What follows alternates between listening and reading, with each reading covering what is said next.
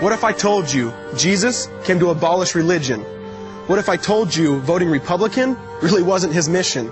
What if I told you Republican doesn't automatically mean Christian, and just because you call some people blind doesn't automatically give you vision? I mean, if religion is so great, why has it started so many wars? Why does it build huge churches but fails to feed the poor? Tell single moms God doesn't love them if they've ever had a divorce, but in the Old Testament, God actually calls religious people whores.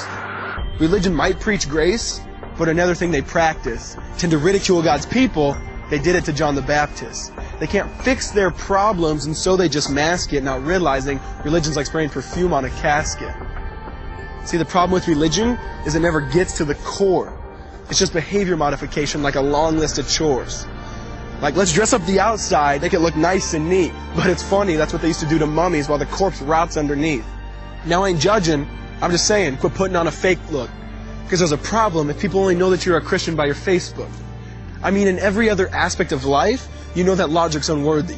It's like saying you play for the Lakers just because you bought a jersey. See, this was me too, but no one seemed to be on to me. Acting like a church kid while addicted to pornography. See, on Sunday I'd go to church, but Saturday getting faded, acting if I was simply created to just have sex and get wasted.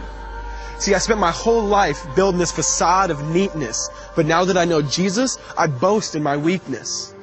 Because if grace is water, then the church should be an ocean. It's not a museum for good people, it's a hospital for the broken. Which means I don't have to hide my failure, I don't have to hide my sin. Because it doesn't depend on me, it depends on Him. See, because when I was God's enemy, and certainly not a fan, He looked down and said, I want that man. Which is why Jesus hated religion, and for it He called them fools. Don't you see so much better than just following some rules? Now let me clarify. I love the church, I love the Bible, and yes, I believe in sin. But if Jesus came to your church, would they actually let Him in? See, remember He was called a glutton and a drunkard by religious men. But the Son of God never supports self-righteousness, not now, not then. Now back to the point, one thing is vital to mention. How Jesus and religion are on opposite spectrums. See, one's the work of God, but one's a man-made invention. See, one is the cure, but the other's the infection. See, because religion says do. Jesus says done. Religion says slave. Jesus says son. Religion puts you in bondage, while Jesus sets you free. Religion makes you blind, but Jesus makes you see. And that's why religion and Jesus are two different clans.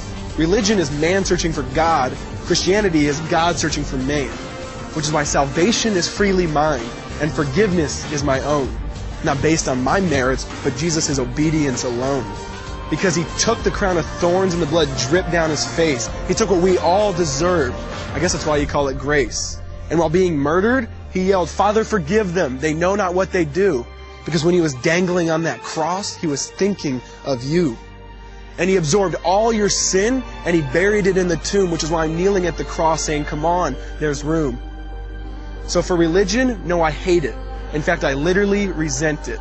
Because when Jesus said, it is finished, I believe He meant it.